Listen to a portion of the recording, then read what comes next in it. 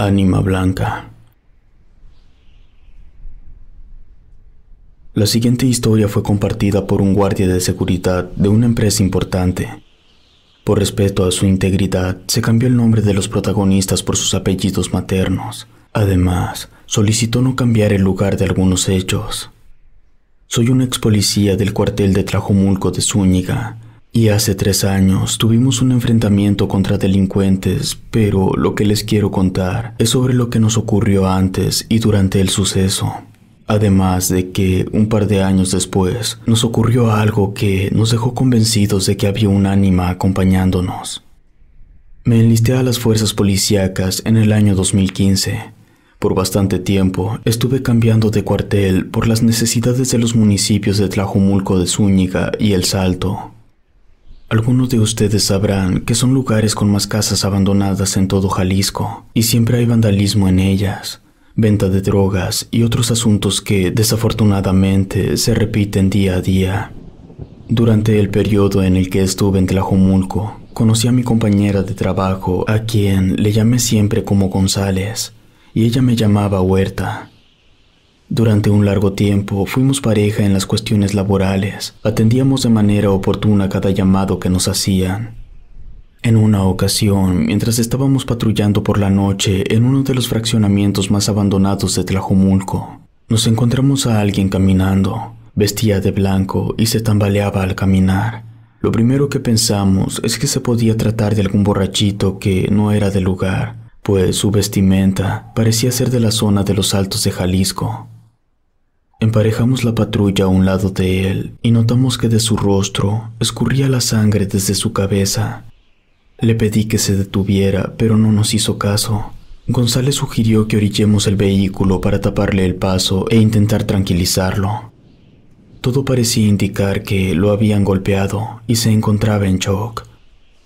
Nos acercamos a él y no movía los ojos, tampoco había expresión, así que le pedí que se subiera a la patrulla para que lo lleváramos a atender. De manera lenta y torpe se metió y se mantuvo sin decir ninguna sola palabra. Pensé que lo mejor sería irme en la parte trasera por si requería atenderlo. Así que González manejó lo más rápido posible al municipio de Tlajomulco, que era el más cercano.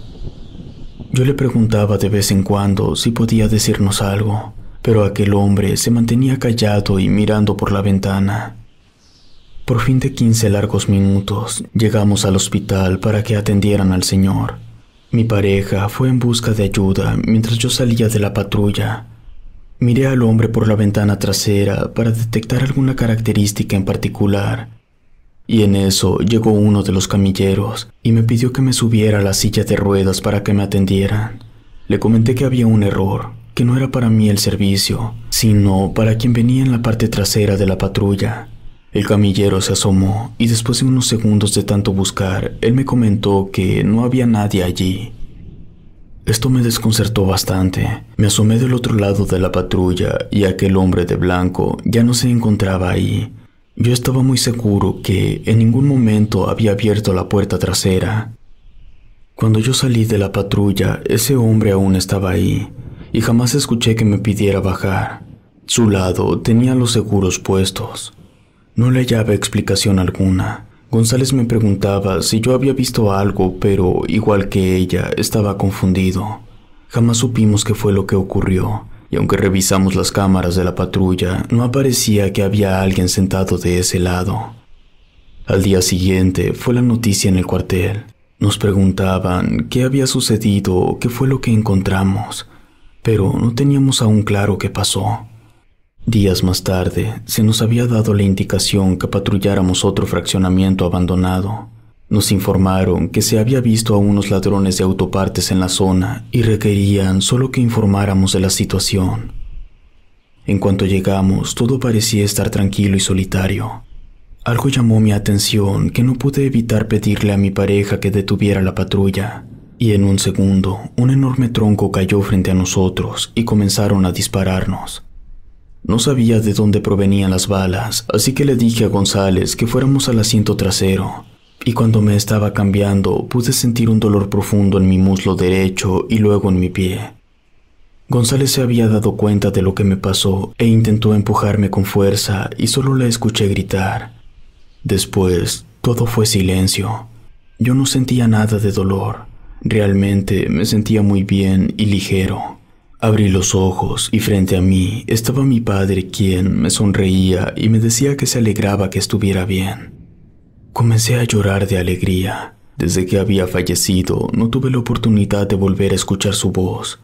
Ahí caí en cuenta que yo estaba muerto, pero mi padre me tomó de los hombros y me dijo que aún no era mi hora. Me dio la vuelta y a un lado mío estaba un hombre de blanco, muy parecido su forma de vestir con el que habíamos levantado la otra noche, pero esta persona no tenía rostro. Me tomó de la mano y me dio un empujón. Me sentía tan ligero que mi cuerpo flotó hasta lo que parecía ser neblina. Inmediatamente sentí un horrible dolor en toda mi pierna. Cerré los ojos para resistir la molestia y al abrirlos me encontraba a mitad de camino a un hospital.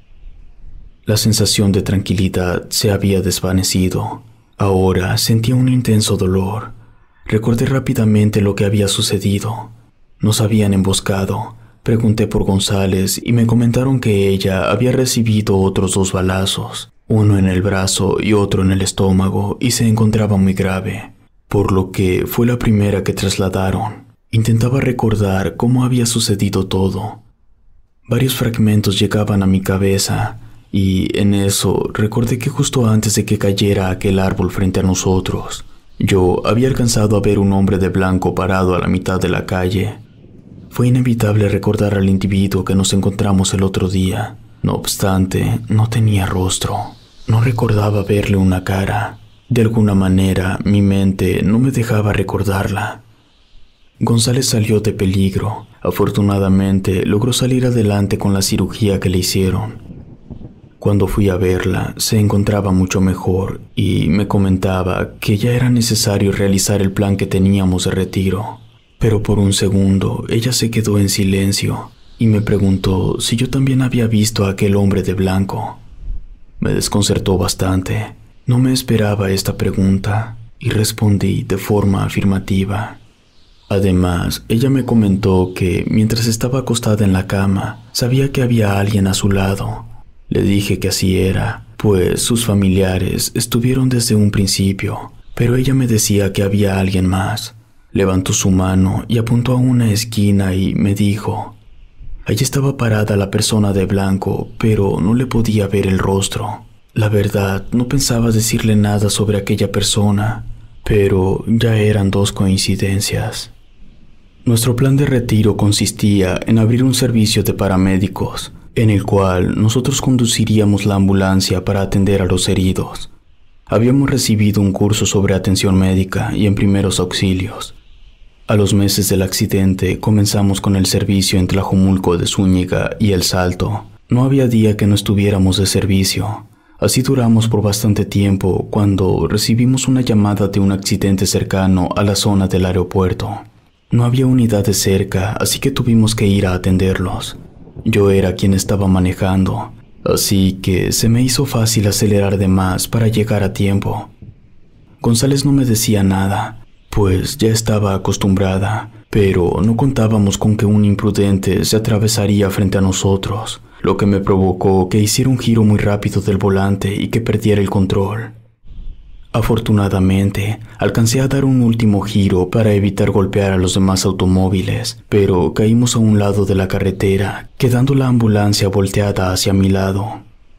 Me dolía mucho la cabeza. No vi a González en el lado del copiloto. Tenía miedo de que hubiera salido volando de la ventana debido a que no usábamos cinturón por protocolo de emergencia. Traté de hablar, pero no salía de mí sonido alguno. Perdía la conciencia en ocasiones, pero me forzaba a seguir despierto.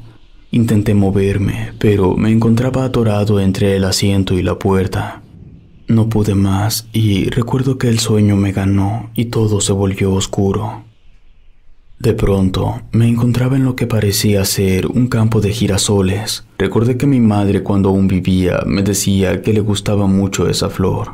Podía sentir una tranquilidad increíble, a tal grado que nada me preocupaba y todo estaba bien. En eso divisé que no muy lejos de mí se acercaba una persona, pero no la distinguía bien. Vestía de blanco y me daba una cierta sensación de bienestar y tranquilidad, pero conforme se acercaba a mí, noté que no tenía rostro. Extendió su mano para tomar la mía y en mi mente pude escuchar la palabra despierta. Abrí los ojos y alguien me sostenía de la mano. Era González, que me había encontrado. Tenía moretones y rasguños en su rostro, pero parecía estar bien. Comencé a recobrar el oído y podía escuchar que a mi alrededor había mucha gente intentando ayudar. Después me volví a desmayar.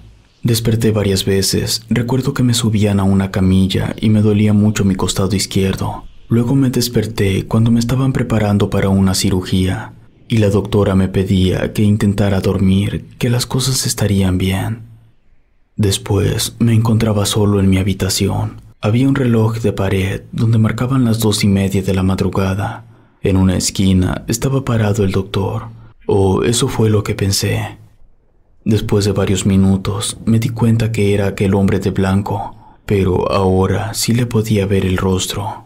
Se acercó a mí y sin decirme nada, comprendí que esa sería la última vez que lo vería. Dio unos pasos hacia atrás y se desvaneció. A la mañana siguiente, mi familia y González llegaron a verme. Estaban platicando de todo lo que había ocurrido. Al parecer, duré en cama 2 semanas. Una varilla me atravesó el tórax y el hueso de mi pierna se había quebrado en 3 partes. Aún sentía mucho dolor, pero ya no perdía la conciencia.